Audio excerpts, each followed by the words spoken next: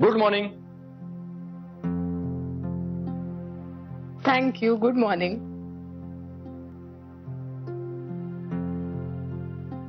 सत्यजित, तुला घरचे हल्ली थारा देत नाहीत का रे? सकाळी सकाळी कसं काय?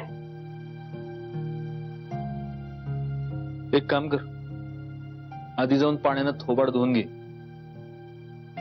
सकाळ सकाळने 10 वाजले. 10.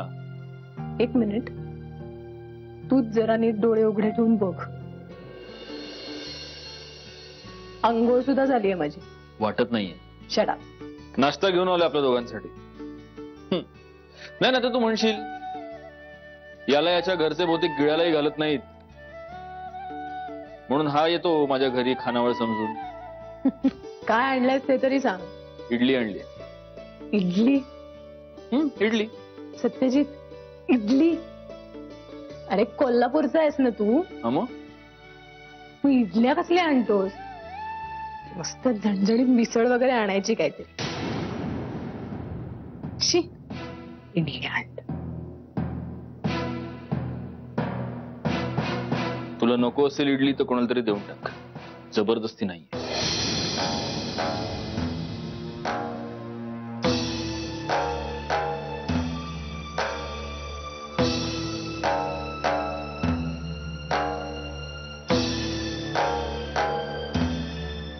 चिडायला काय झालं?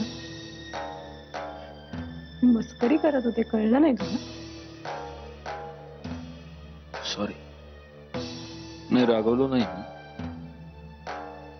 कुठल्या जखमेवरची खपली कधी आणि कशी निघेल आपण नाही सांगू शकत. अशीच एक खपली निघाली. सॉरी. तू कशाला सॉरी म्हणलीस? खर तर मी तुझी माफी मागायला आलो. माझी माफी?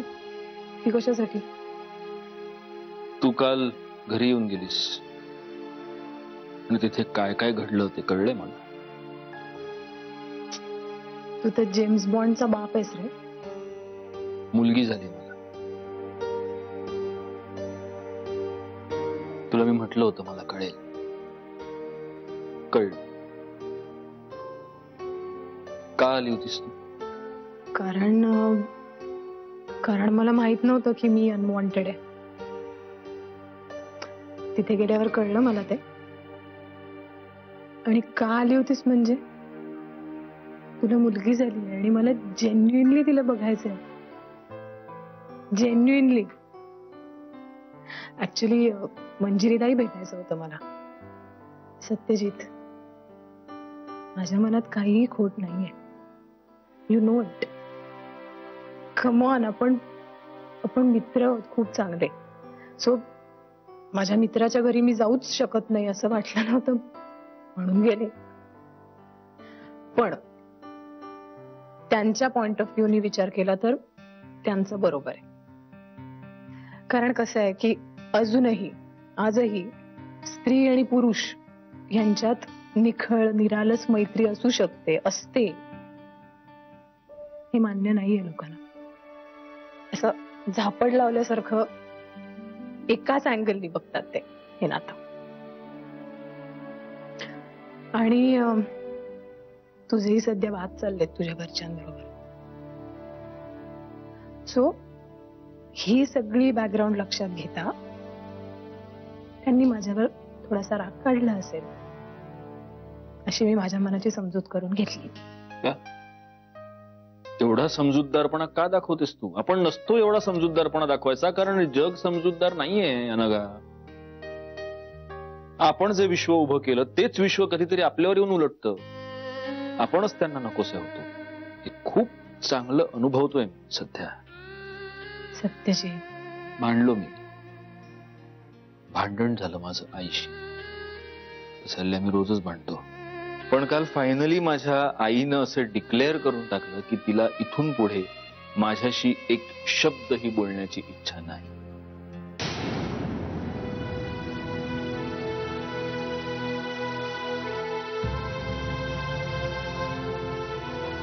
तिची लायकी तू कशी ठरवतेस आई? तुला कोणी अधिकार दिला? तुझं हे आता नेहमीच होत चाललंय. त्या दिवशीच तुला सांगितलं होतं की अनघा फक्त माझी मैत्रीण आहे, मैत्रीण, बाकी आमच्यात कुठलाही संबंध नाही. आणि माझ्यावर हे असले घाणेरडे आरोप करायच्या आधी ज्या मुलीला सध्या डोक्यावर घेऊन नाचतेस ना, तिला जाऊन जाब विचार जा, ती या सगळ्याचं मूळ. पण तुझा हा काय हेकेखोरपणा आहे आई? जेव्हा सगळं तुझ्या मनाप्रमाणे घडतं तेव्हा सत्या छान, सत्या चांगला, पण आता जरा तुझ्या मनाविरुद्ध काही घडलं तर सत्या त्याच्या बापाचा मुलगा. वहिनी, अगं सुरू कर की. सासूबाई कुठे? हे आलीच. शाले, अगं सत्या कुठं गेलाय? मगा धरणं शोधती, कुठं दिसणं झालाय बघ. कुठं गेलाय? अगं सकाळीच कुठं तरी बाहेर गेलाय. मी विचारणार होते पण म्हणलं बाई नको, काहीतरी बोलला मग. मी भीतीनंच हटकलं नाही त्यात. गेला असेल हापिसात, काम असेल. कशाला आपल्या मनाची भाबडी समजूत घालताय सासूबाई? तसं असेल तर बरंच आहे म्हणा, पण उगाच गैरसमज करून घेऊ नका. शाले, असू दे. आता तो चुकीचं वागत बी असेल, पण आपणच त्याला समजुतीनं सांगायला पाहिजे का नाही? मला तर या पोराची काळजीच वाटायला लागली बघ. काही काळजी करू नका सासूबाई. मुलं आता मोठी झाली आहेत, त्यांची त्यांना अक्कल आलीये. काय चुक आहे, काय बरोबर आहे हे सगळं कळतं त्यांना. आताही गेला असेल तिच्याकडेच. शाले, घरचं अन्न गोड लागत नाहीये ना, नाश्त्याला गेला असेल, जेवायलाही थांबेल. काही दिवसांनी संसारच झाले.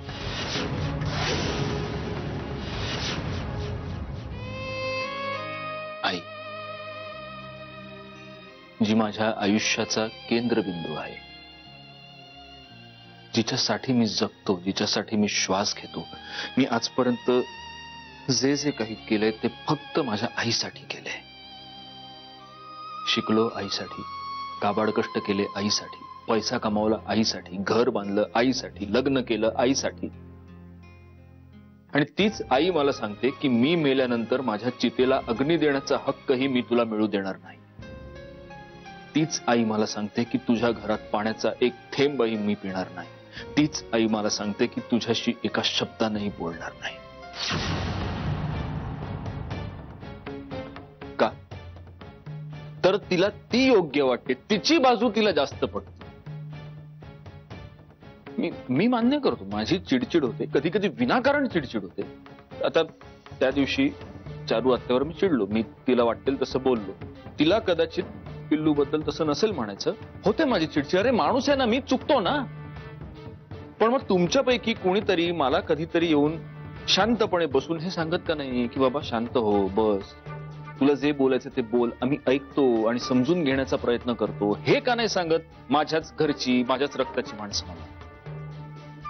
आमच्या घरात हल्ली मी तोंड उघडलं की प्रत्येक जण मला फक्त हेच सांगायला उठतो की मी कसा चुकीचा आहे आणि ती कशी बरोबर आहे. माझी सो कॉल्ड बायको. शस्त्र घेऊन उभे असतात सगळे नुसते.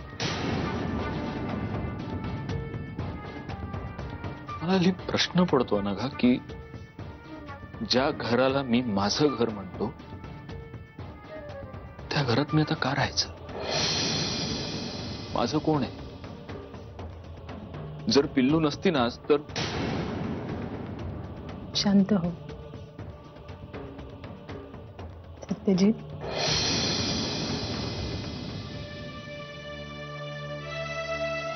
हे बघ, ही एक फेज आहे तुझ्या आयुष्यातली, फक्त फेज. हा काळही लवकर जाईल, आय एम शुअर. आणि एक मिनिट, कोणी नाहीये काय म्हणतोयस तू? मी आहे ना.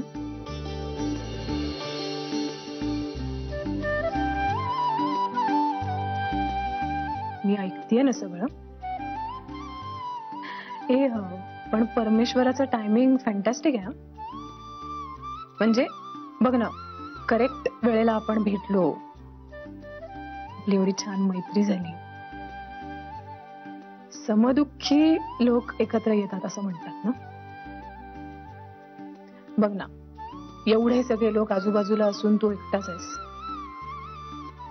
आणि मी तर काय एकटीच आहे.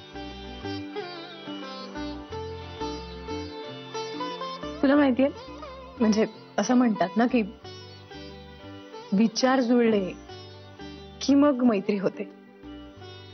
आपली तर दुःख जुळलं.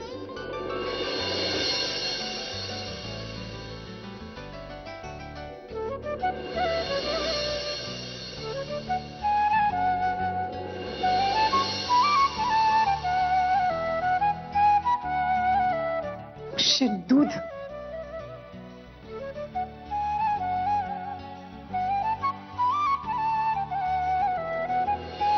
शाले, आता गप्प बस. हे तुझं जरा आतीच होतं या. तुझ्या मनात जे काय आहे नव तसं काही असेल असं मला नाही वाटत. तुम्हाला भ्रमात राहायचं असेल तर तुम्ही राहा, मी नाही राहणार. एकदा एक चूक करून झालीये माझी, आता पुन्हा तीच चूक मी करणार नाही. चूक? कसली चूक? हा? आहे, सोड ना तू, खाऊन घे बघू.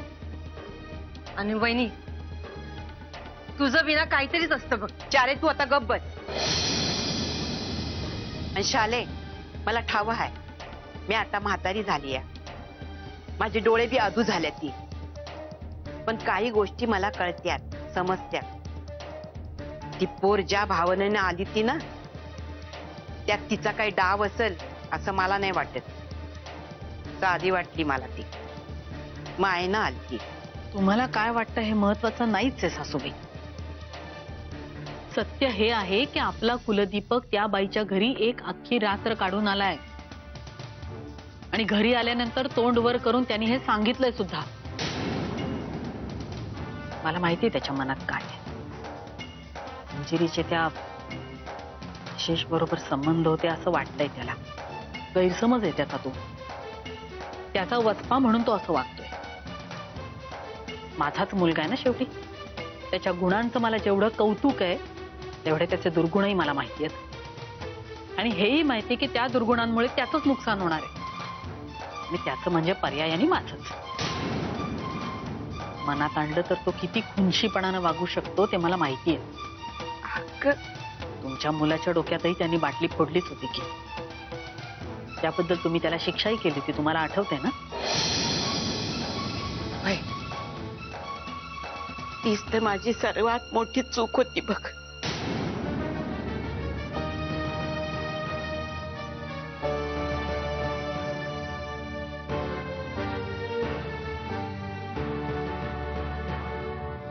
त्यानंतर अनेक वर्ष त्यानं माझ्याशी आबोला धरला. मी त्याला केलेल्या शिक्षेपेक्षा त्यानं अबोला धरून मला लई मोठी शिक्षा केली. तुम्हाला ती शिक्षा वाटत असेल, मला नाही वाटत. आपल्या वडिलांच्या पावलावर पाऊल टाकूनच चाललाय तो. त्याच्याशी बोलायची सुद्धा इच्छा नाहीये माझी. अगं शाले, काय बोलतीस तू? काल परवापर्यंत त्याच्या बिगर तुझं पान हालत नव्हतं. त्याला कुठे लागलं, खरचटलं, नख लागलं तर कळवळून उठायचीस तू. आणि आता? हो, मीच बोलतीये. मी जन्म दिलाय त्याला. तळहातावरच्या फोडासारखं जपलंय त्याला. पण या तळहातावरचा हा फोड आता जखमा करतोय सासूबाई. आई म्हणून मला जखमा दिल्या तर मी सहन करे नाही. पण तो अशा व्यक्तीला जखमा देतोय जी व्यक्ती त्याच्यावर जीवापाड प्रेम करते. त्याला काही अधिकार नाहीये मंजिरीच्या आयुष्याचा खेळण्याचा. निर्णय ऐकवण्याच्या आधी थोडा विचार तरी करायचास. काहीच नाही तर दोन्ही बाजू तरी ऐकून घ्यायच्यास.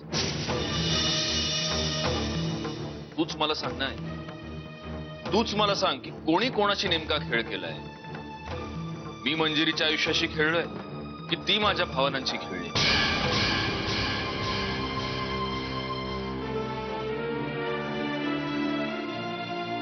आई, आता बोल ना, मी तुझ्याशी बोलतोय.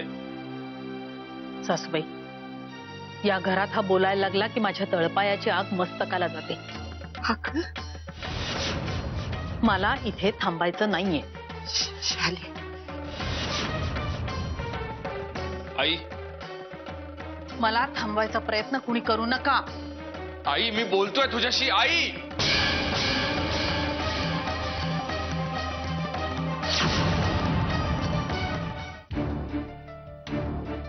सत्या सत्या सत्या थांब. सत्या सत्या सत्या थांब. मला म्हातारीला पळायला लावू नका. अरे हाड ठिसूळ झाले ती माझी. मोडली तर सांगायची नाही. लेकरा एवढं मनाला लावून घेऊ नगस. आत्ता आलायस तर वगारला लगेच कुठे चाललास तू? जातो कुठंतरी. अरे पण कुठं?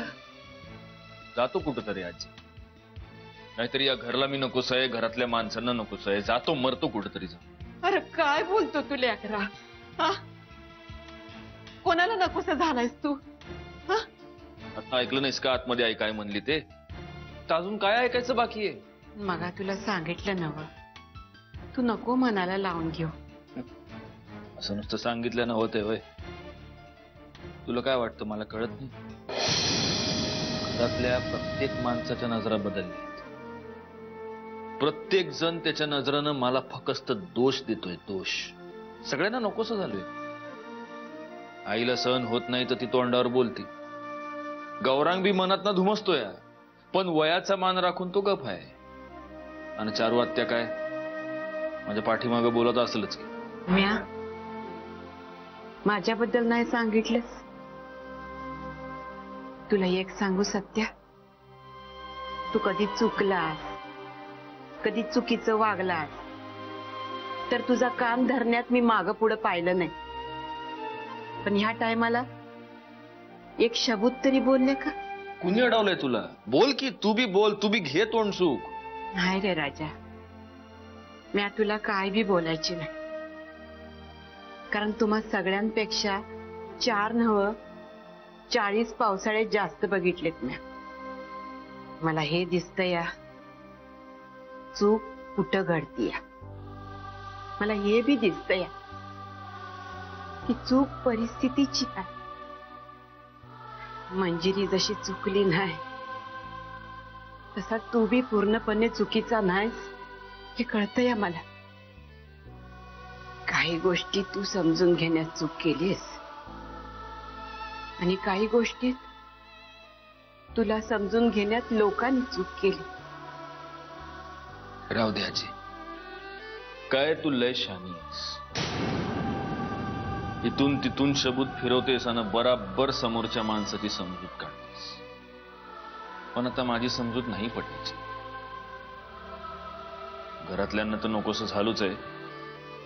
एक दोस्त होता, त्यानं बी नाव टाकलंय. जातो भटकतो कुठंतरी, चालत राहतो. कारण कसं आहे, डोचक्यात विचार यायचे काही थांबत नाहीत.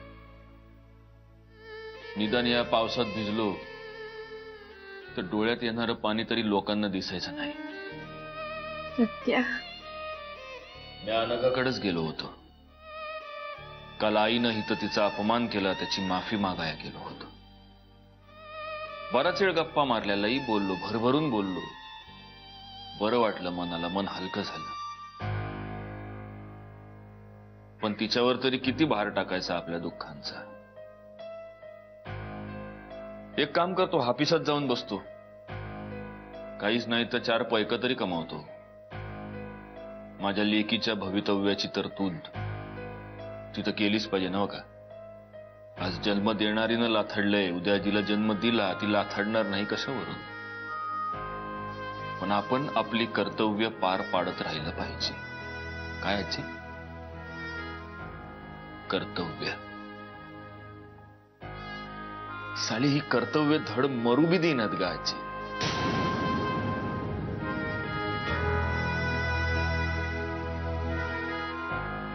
सत्या